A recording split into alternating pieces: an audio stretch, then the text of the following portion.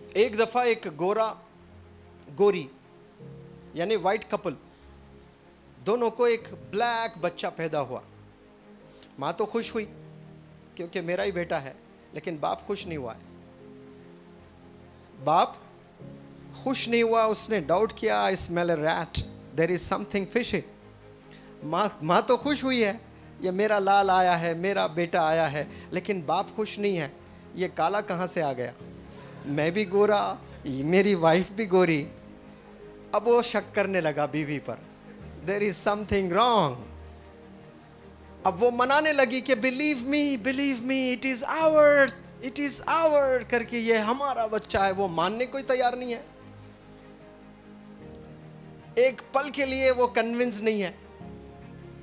अब वो डॉक्टर्स के पास लेकर गया, चेक करा रहा है, डीएनए टेस्ट कराया। डीएनए से तो पता चल जाएगा ना, मेडिकल स्टूडेंट्स हैं आप लोग। डीएनए में बता रहा है कि ये दो गोरे का एक काला है।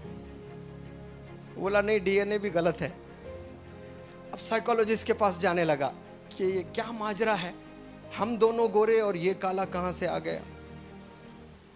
तो बहुत सारे साइकोलॉजिस्ट भी फेल हो गए।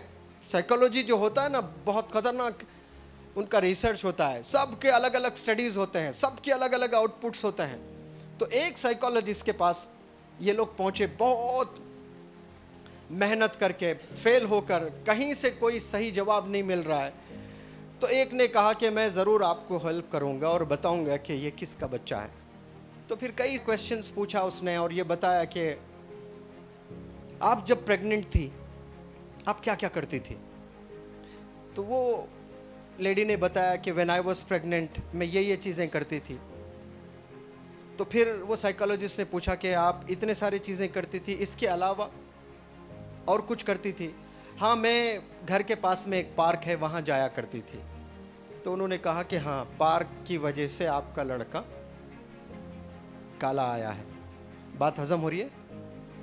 नहीं हो रही है ना? उसको पता चल गया park is the solution, bus park से ही निकलेगा कुछ ना कुछ। तो उसने कहा कि पार्क में क्या करती थी? पार्क में मैं कुछ नहीं, तन्हा बैठती थी।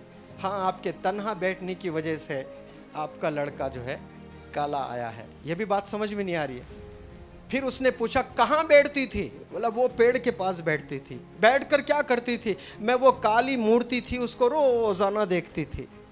यानी रोजाना आप काली मूर्ति को देख रहे हो तो लड़का भी काला हुआ है। इतना इफेक्ट होता है सोच पर। आप रोजाना नेगेटिव सोचते रहिए, पेन बुक दीजिए, अभी लिख दूंगा, आप नीट क्लियर नहीं करने वाले हैं। रोजाना आप पॉजिटिव सोचते रहिए, रोजाना आप ये सोचते रहिए कि I am going to be the next Karan, I am going to be the next Amar Singh.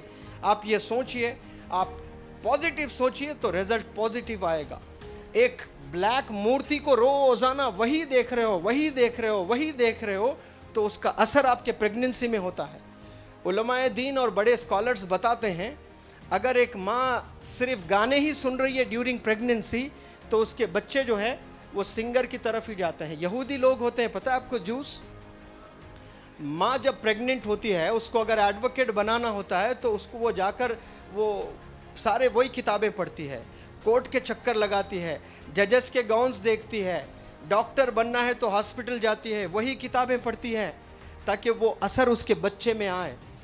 ये होता है। अगर माँ झूठ बोलती है तो वो बच्चे में वो असर आएगा।